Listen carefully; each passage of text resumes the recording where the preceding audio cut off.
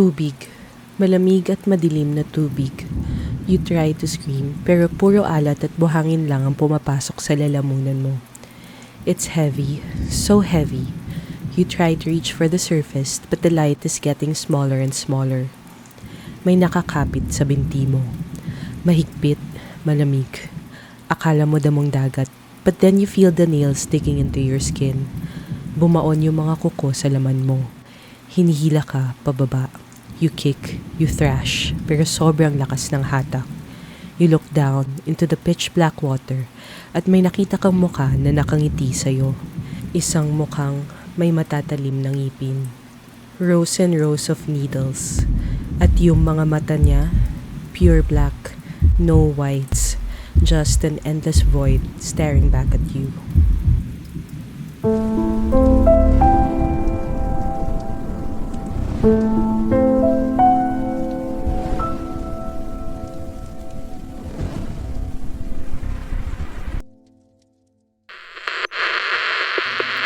Welcome sa Radyo Anino. Ako ang inyong host, nagbabantay sa dilim. How do you feel about the water? Sabi ng iba, water is life. Pero dito sa Pilipinas, water is also a grave. We are an archipelago. 7,107 islands surrounded by nothing but deep, hungry blue. We are literally living on top of a giant cemetery. Ang daming nawawala. Ang daming hindi na nahahanap, and most of the time we call it an accident, natural disaster, minalas lang. We always grew up with the idea that mermaids are beautiful, mga sirena na may mahabang buhok, kumakanta sa ibabaw ng bato, naghihintay ng prinsipe. Nakangiti, mabait, innocent. Disney made us soft. Pop culture made us forget the teeth. We replaced the monsters with icons. We turned the terror into a fairy tale. Our ancestors knew better.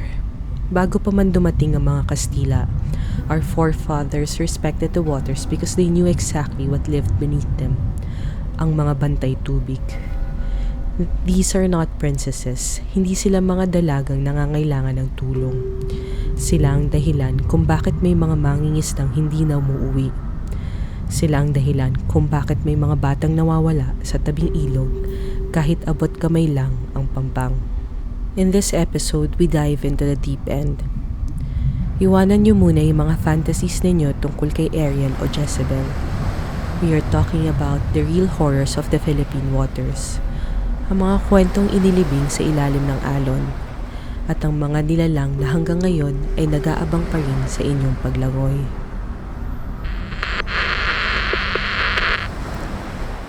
Ang Maguindara, ang aswang ng dagat. Imagine being in the middle of the sea, 2 o'clock in the morning, somewhere off the coast of Bicol. The water is dead calm. Walang alon, walang hangin. Parang salamin ang ibabaw ng dagat, reflecting the moonlight in a way that feels unnatural. Tanging tunog lang ng sagwan mo ang naririnig mo. You are exhausted. Buong araw kang nagtapon ng lambat pero halos wala kang huli. Kahit isang galunggong wala. Gutom na ang pamilya mo sa pampang at kailangan mo mag-uwi ng kahit ano. You feel desperate. You feel alone. You decide to head back to shore. Kukunin mo na sana yung gasera mo para sindihan when the air suddenly drops in temperature. It's not a normal ocean breeze. Sobrang lamig na umaabot sa buto mo. It smells like old, wet copper. Amoy dugo na hinaluan ng alat. Mabigat ang hangin. Mahirap huminga. Tapos may narinig ka. It starts as a hum, isang malambing na boses. It doesn't sound like a normal human voice. It has this strange vibrating quality. Parang nanggagaling sa ilalim ng tubig at nag-e-echo sa loob ng bungo mo. The sound pulls at your chest. Bigla kang nakaramdam ng antok. Your muscles feel heavy. You feel this intense, overwhelming urge to stop rowing, to just let go. Your eyes start to close. Why fight? Why struggle? Tumingin ka sa unahan, sa mga malalaking bato malapit sa pampang. May anino, nakatalikod siya, isang babae. May mahaba at maitim na buhok na umaabot hanggang sa bewang niya. The hair is moving, almost like it has a life of its own, swaying even without the wind. It looks like it's reaching for something. You think she is drowning, or maybe someone stranded from a shipwreck. Miss, okay ka lang ba? Sigaw mo. Your voice sounds small against the silence.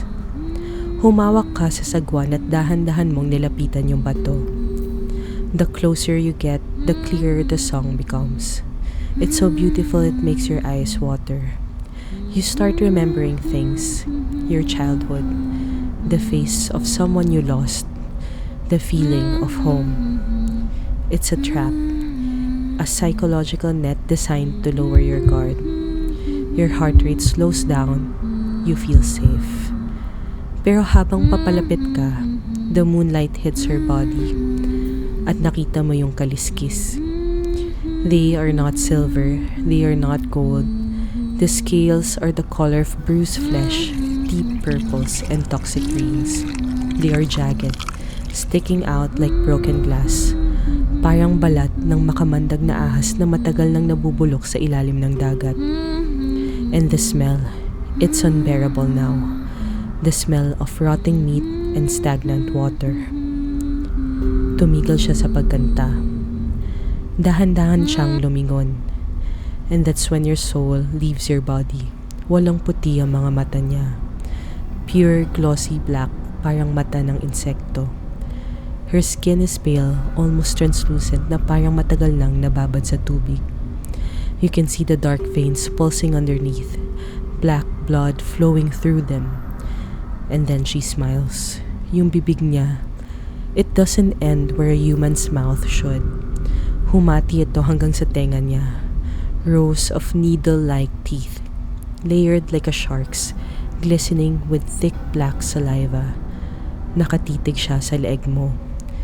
She isn't looking at you as a person. She is looking at you as meat, as a meal. Ito ang Magindara. Bakit sila tinatawag na aswang ng dagat sa Bicol? Because they don't just drown you. Sila yung mga nilalang na nandoon sa Ibalong epic, the creatures that Oriol used to destroy warriors. They are predators. They lure men with their voices to drown and devour their flesh.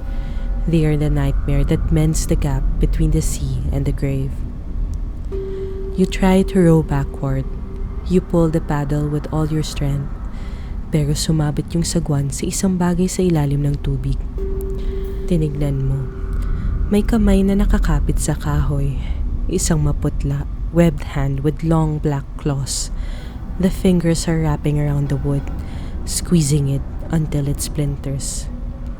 Lumingon ka ulit sa bato. Wala na siya doon.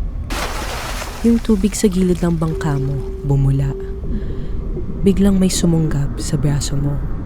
Cold, slimy skin against yours. Matatalim na kuko na bumaon sa balat mo. You feel the sting, the warm blood running down your arm. Ang bigat niya, sobrang bigat. You are pulled over the edge before you can even take a breath.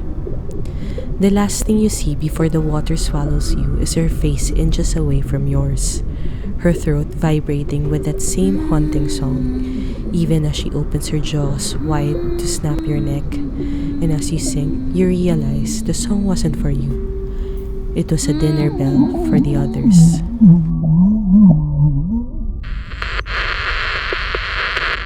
Ang kataw, ang royalty ng dilim. Hindi lahat ng mapanganib sa dagat ay mukhang halimaw. Minsan, ang pinaka nakakatakot na bagay ay yung mukhang normal. Yung mukhang tao. I was 19 nung sumama ako sa tito ko pumalaot sa Leyte. 1980s pa yun. Simple pa ang buhay noon. Meron akong tito. He was a veteran fisherman. Kabisado niya ang dagat na parang likod ng kamay niya. He didn't believe in ghosts. Sabi niya sa akin, ang dagat, may sariling isip yan. You don't fear the spirits, you fear the currents. Respect the physical, ignore the supernatural. How wrong he was. That night changed everything. That afternoon the sky turned a bruised ugly purple. May paparating na bagyo. Mabilis naming hinila yung mga lambat. The waves were getting violent, crashing into the hull of our small boat. Basang-basa na kami at giniginaw. Pabalik na sana kami sa Pampang nang may makita si Tito.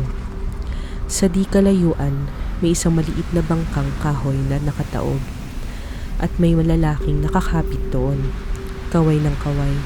Tulong, tulungan niyo ako. My uncle, being the hero he thought he was, steered our boat towards the man. The storm was picking up. Visibility was near zero. Captain Dito, sigaw ng lalaki. Habang papalapit kami, may napansin akong kakaiba. The waves were throwing our boat left and right. I was struggling to stay upright. Pero yung lalaking nakakapit sa nakataob na bangka, he was perfectly still. Parang hindi siya naapektuhan ng alon. Static, unmoving. His hair wasn't even blowing in the wind. Tito, wag na tayong tumuloy. Just call the Coast Guard pagdating natin, sabi ko. The fear in my chest was heavy. Hindi ko may paliwanag kung bakit, but the sight of that man made my skin crawl. Every instinct in my body was screaming, predator. Buhay ang pinag-uusapan dito. Huwag kang duwag. Sigaw niya, pabalik over the howling wind. Nang makadikit na kami, inabot ng tito ko yung kamay niya. Dali, kumapit ka. I'll pull you up. The man looked up. His face, it was too symmetrical. Too perfect. He looked like a human, but he didn't feel like one. His skin was the color of a dead fish's belly. A flat, dull white. Walang emosyon yung mukha niya. He wasn't even shivering from the cold. He wasn't panting for air.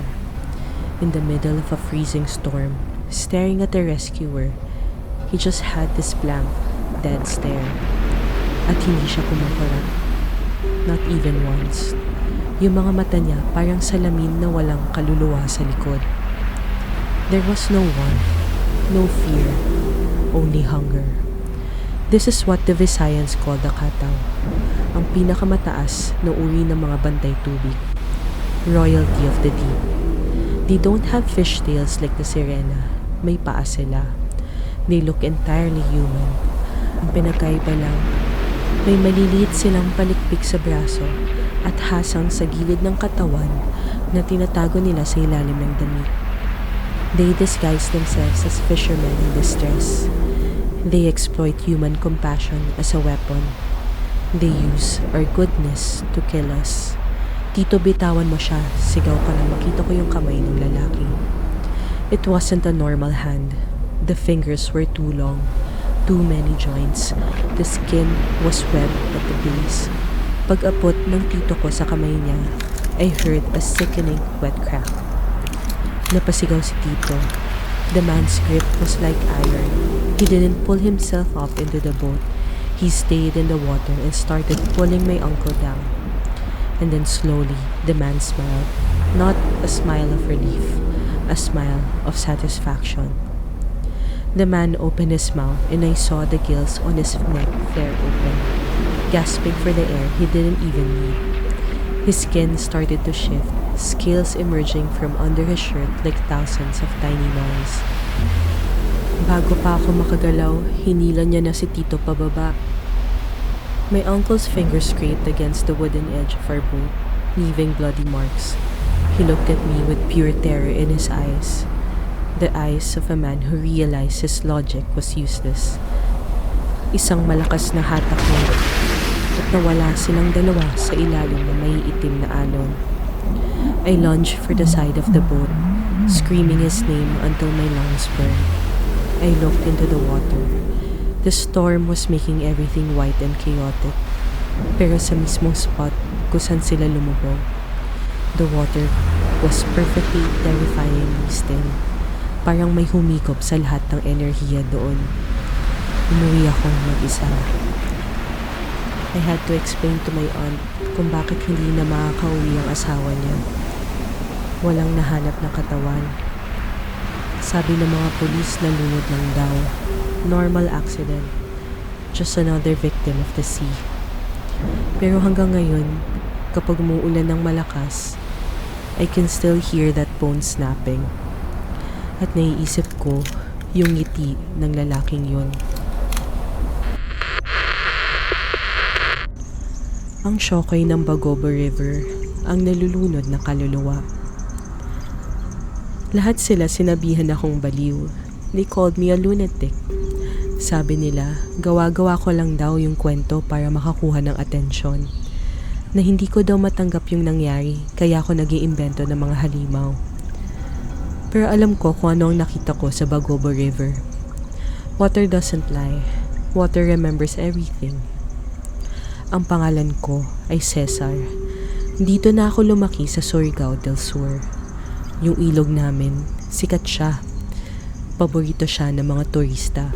Maganda tingnan, emerald green, napakalinis. It looks like paradise. Pero may mga parte na hindi pinupuntahan ng tao. Parts where the water is so deep, even the noon sun can't reach the bottom.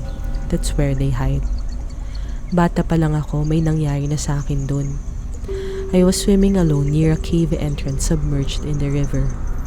The water was so quiet. Parang nabingi ako bigla. The world outside, the birds, the wind, the sound of my own breath. Everything vanished. And then, I felt it. A heavy, sickening pressure in my head. Na para bang may bumubulong. Pero hindi siya mga salita. It was more of a feeling. A command. Halika, pasok ka, dito ka lang, safe ka dito. It was a mental tug, pulling my consciousness toward that dark cave. I couldn't move my arms. I was just floating, paralyzed. I looked down. Sa pinakailalim, floating just above the silt, may nakita akong anino. It was the size of a grown man, pero kulay berde ang balat. Slime covered in thick leathery scales that looked like armor. Ang haba ng mga braso niya, reaching down past his knees, at may lamad sa pagitan ng mga daliri niya. He was looking up at me, motionless, waiting for the trance to take full effect. His eyes were wide, lidless, and glowing with a faint bioluminescent green. Shokoy. They say the word comes from the Hokkien Shuigui, or water ghost. These are the restless spirits of people who drowned, warped by the pressure and darkness into something monstrous. Sila yung mga hindi makatawid sa kabilang buhay dahil lunod ang kaluluwa nila. Kaya nagiging predator sila. They need to drown others to take their place. It's a cycle of misery. They don't just kill you, they turn you into one of them. Nagpumiglas ako paitaas. I clawed at the surface like a madman. Kinalmot ko yung mga bato sa pampang hanggang sa dumugo yung mga kuko ko para lang makaahon. Paglabas ko ng tubig, I was violently vomiting river water and bile. I felt like there was a poison in my brain. My mind felt violated. Nung nagkaanak ako, binilin ko sa kanya araw-araw. Huwag kang lalapit sa ilog paglampas ng 4:00. Huwag kang titingin sa sarili mong refleksyon sa tubig kapag nag-iisa ka. Ang anino sa tubig, hindi sa'yo yun. I thought I was protecting him. I thought I was enough.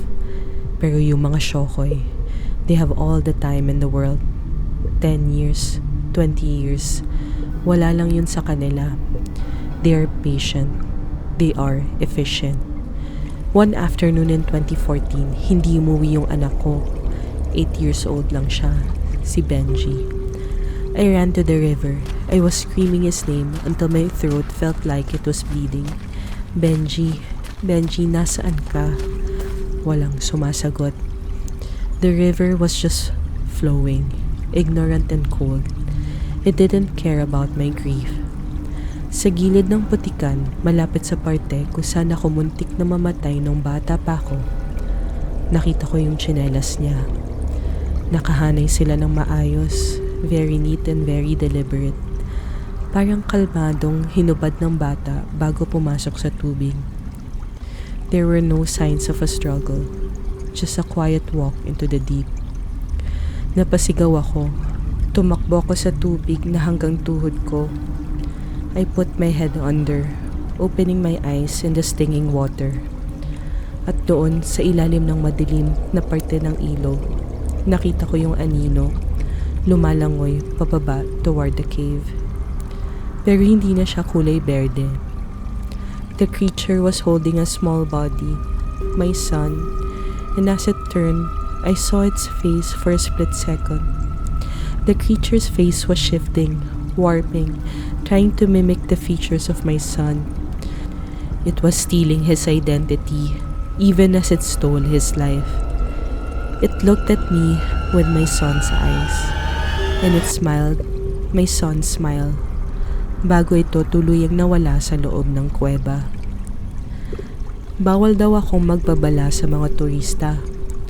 Town officials told me to shut up. Aksidente lang yan, Mang Cesar. Nahulog ang bata habang naglalaro. Huwag mong takutin ng mga turista. Pero alam ko, nakikita ko sila tuwing gabi. Pagbilog ng buwan, may mga aninong umaahon sa pampang, nakatitig sa bahay namin. They aren't looking for food. They're looking for faces to steal. These are not isolated nightmares. Everything we've talked about tonight, the Magandara, the Kataw, the Shokoy, they are part of a massive hidden history of the Philippines. Think about the Bayer Ethnographic Series. It sounds like a boring academic project, 160 volumes of records from the early 1900s, pero kung babasahin mo yung mga volumes na dedicated sa Ilocos, you'll find a terrifying pattern. The word sirena was used as a catch-all term for things that shouldn't exist, for things that defied biology. Researcher Charity Bayer Bagatsing discovered that in Ilocos, the sirena wasn't just a myth. It was a survival warning. The rivers there have invisible hands, undertows so strong they can pull a full-grown carabao underwater in seconds. But the survivors, they didn't talk about water pressure.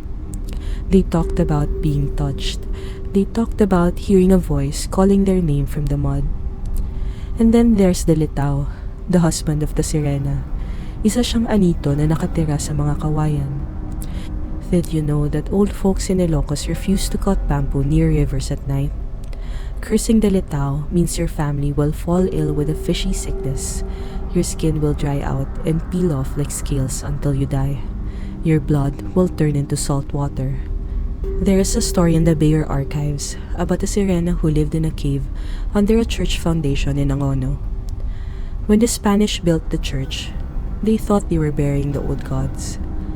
But the children of the village started disappearing, one by one. The elders said the children were being taken to an underground palace beneath the altar. The priest had to perform a mass specifically for the water spirits before the children were returned. But they weren't the same. Sabi sa records, the returned children refused to eat cooked food. They only wanted raw fish, and they couldn't stand the sight of the sun. They eventually walked back into the lake and never came back. This is the coexistence we live with. Look at the contemporary world. 2009. Typhoon Nondoy. When the water reached the second floor of the houses in Marikina and Quezon City, the panic was real. But the most bizarre part was the crowd at the Manila Ocean Park. People were genuinely convinced that the reason for the flood was a captured mermaid. They were demanding her release. Think about that for a second. In the middle of a national disaster with people dying, the collective Filipino consciousness went straight to the Bantay Tubig. May kinuha silang hindi dapat kinuha, kaya tayo pinarurusahan. We believe in the hydraulic order of the world. Break it and the world breaks you.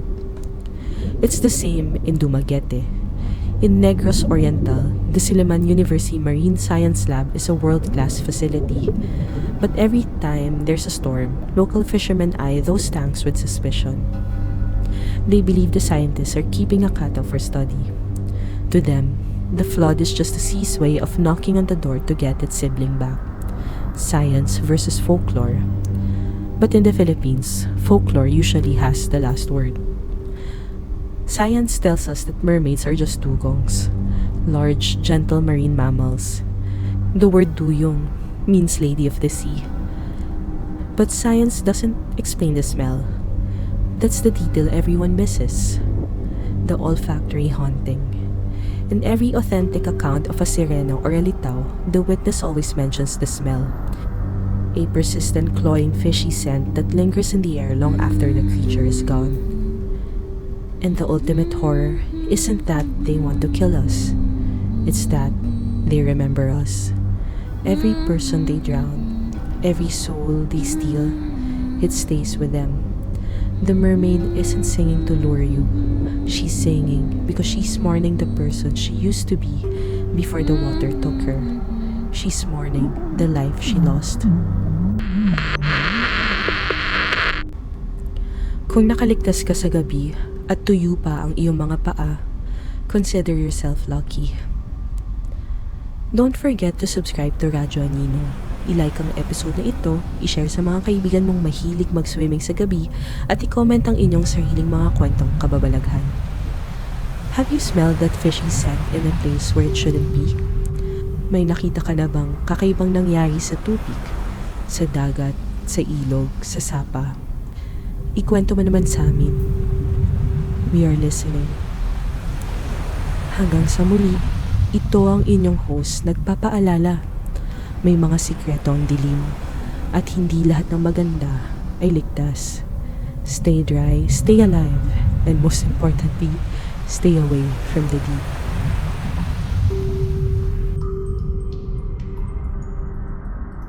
Nasaan ka man ngayon, kung nakahiga ka sa kwarto mo, pakinggan mo ang katahimikan.